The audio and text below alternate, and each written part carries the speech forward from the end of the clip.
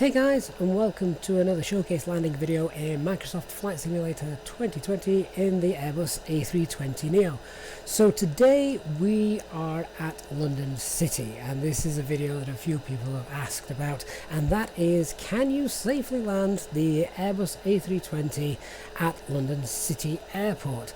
Now, realistically, in the real world, no, you can't, and there's a whole host of restrictions in there which prevent the A320 from landing. Many of you will already know that, of course, the Airbus A318 was given special permission after it was modified by Airbus to land with the short takeoff and approach systems involved. But at the moment, the A320 is too big an aircraft to actually make the approach and potentially even the takeoff. So let's see how we get on in the simulator. First thing I just want to draw your attention to is just ignore the little squiggles down here on the navigation display. As I was setting this up, and popped a couple of SIDs and stars in, because we're taking off from the airport that we're landing at, it all went a little bit crazy, so we're going to be ignoring that. So the first we're going to look at is actually taking off from London City Airport, which even in itself is going to be a little bit of a challenge. What I've done before we even started is we have a payload of 0 and we've got minimum fuel, so we are as light as we can realistically get away with. Now, at maximum weight, the takeoff runway required by the A320 is 2,100 meters, and London City Airport only has a runway of 1,508 meters. So we're already playing a dangerous game just there.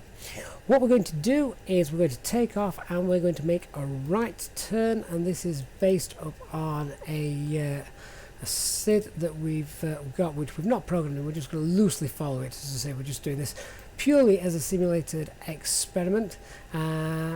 So we're going to make a right turn, and we're using the London VOR, which is based near Heathrow, to do that. So we're doing a flaps 2 takeoff. It's a short runway, so we want to get in the air as fast as we can. We're very, very light, so in theory we should be able to actually get off the ground, and there is a little bit of a theory behind this. Back in 2008 there was a case where an Airbus A320 actually took off in the wrong direction after lining up on a runway from an intersection, and they took off with only 1,200 meters of space, and that was a fully loaded aircraft as well. We've got 1,508 here at London City, so let's get in the air if we can and spin her around and come in for a landing. So here we go.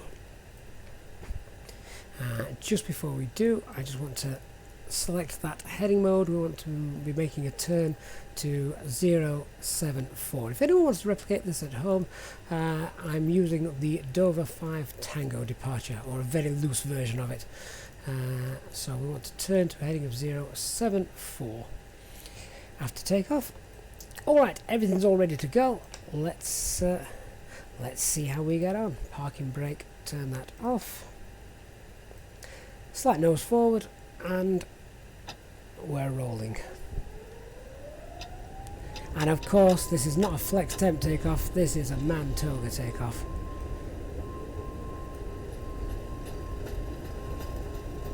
So we're already at 100. And we're lifting away quite nicely, so that's good news. Landing gear up.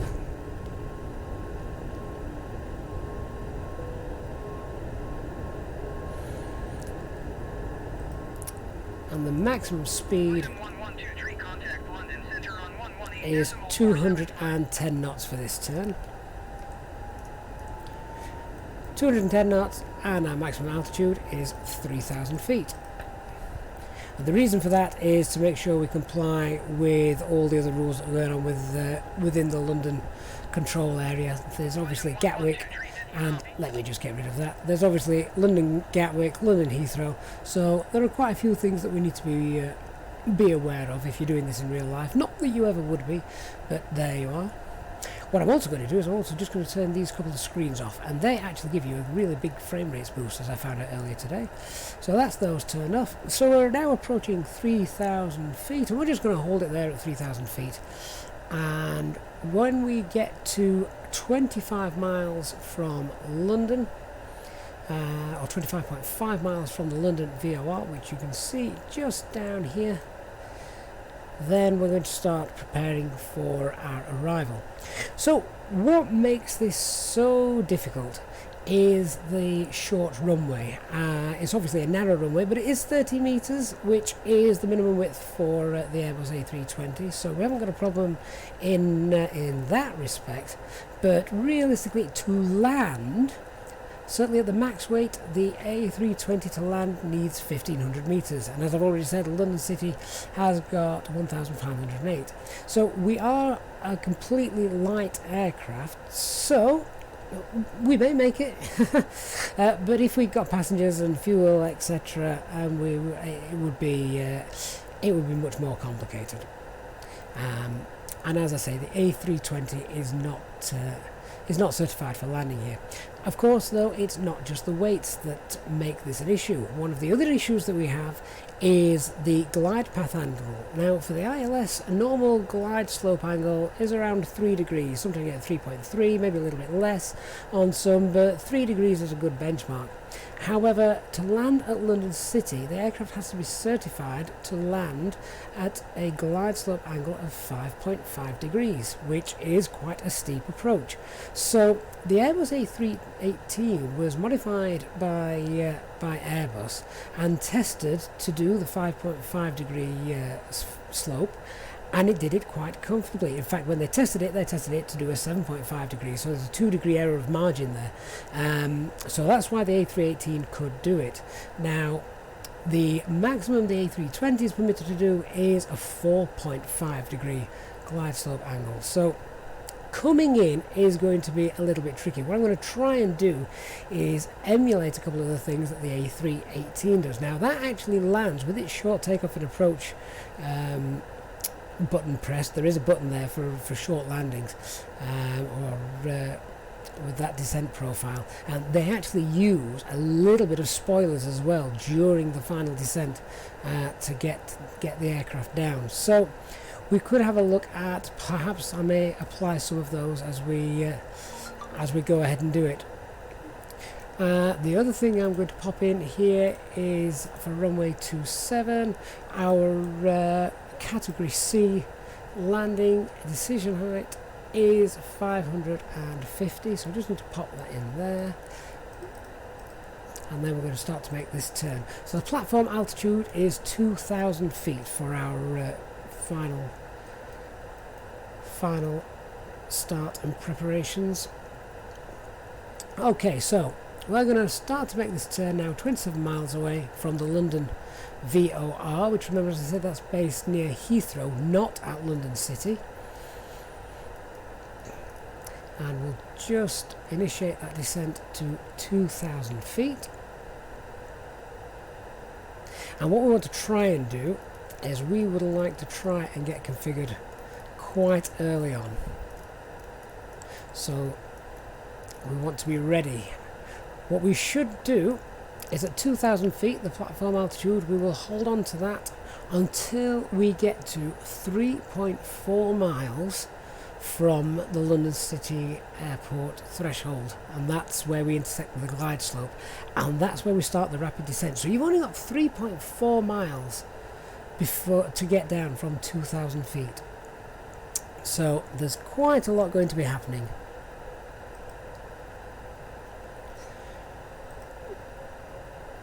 Just looking, we've actually got a constraint come into play here. That's probably due to that very dodgy flight path that's on the navigation display. So let me just ignore that and tell the aircraft to start descending through that.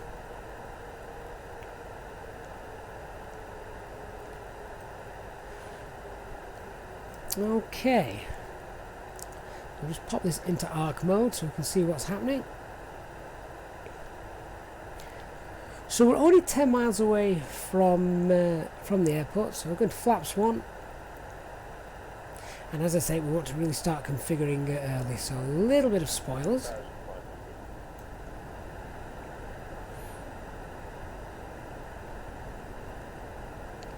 And we'll just start to make this slight right turn as we begin to line up again. Not too much, and I'll bring that further into a line to make a nice intercept with the localizer. So we can see just over there is the airfield.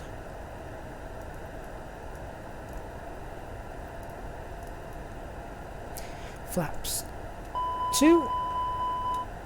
It was just a little bit too sharp for a little bit too fast for flaps 2.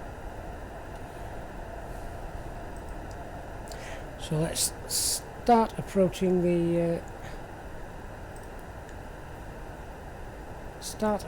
our final approach speed. Capturing the glide slope. No, we're not. We're capturing the localizer now. Now we can go flaps 2. And at the moment, my spoilers are fully out as I just slow the aircraft down for landing. And you'll recall I said I will hold 2,000 feet until we're about 3.5 miles from touchdown.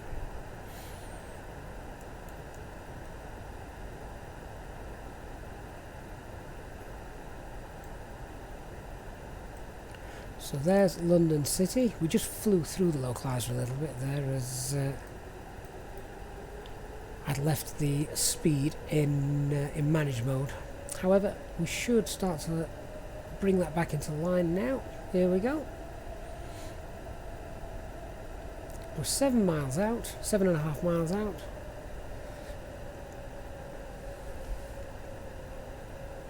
So I'm just going to reduce the spoilers now, and we'll go flaps 3, and we'll also pop the landing gear down as well.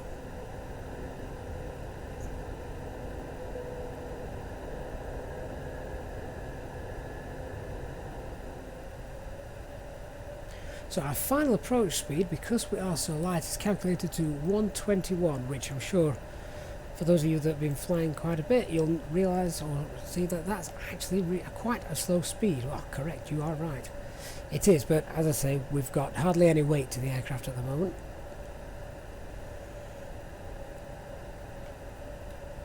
So spoilers are on, landing gears down, and in a couple of miles we're going to intercept that glide slope for a very sharp descent in towards the airfield. We've obviously got to get a decent landing, so we're going to be it'll almost feel as I'm expecting the aircraft to be almost pointed nose down a little bit, or certainly level, so it's going to need a good flare at the bottom when we finally hopefully make contact. And doesn't it look as though we are far too high at the moment to make that approach? But actually you can see, if we zoom in, something again you can't do in real life, we've still got the pappies showing that we are far too low for this approach. So it looks completely wrong. Okay, we're now flaps full.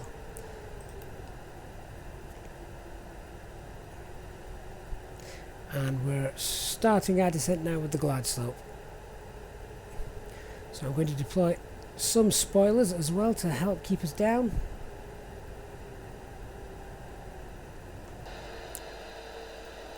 And there we are, heading down. As you can see from the profile of the aircraft, the attitude is nose down.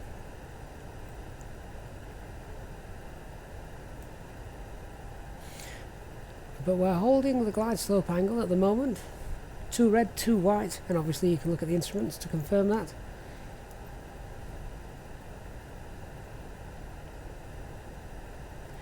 Of course, we've also got to stop, which means we're going to set brakes not to maximum but to medium.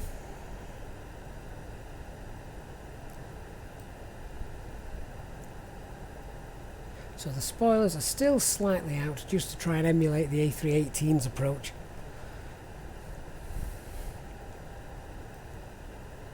Above. So now take off the autopilot.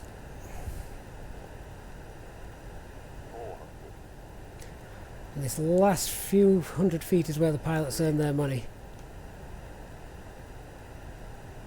200. Sink rate. 100. Sink rate. 40. Sink rate. Retard. Retard.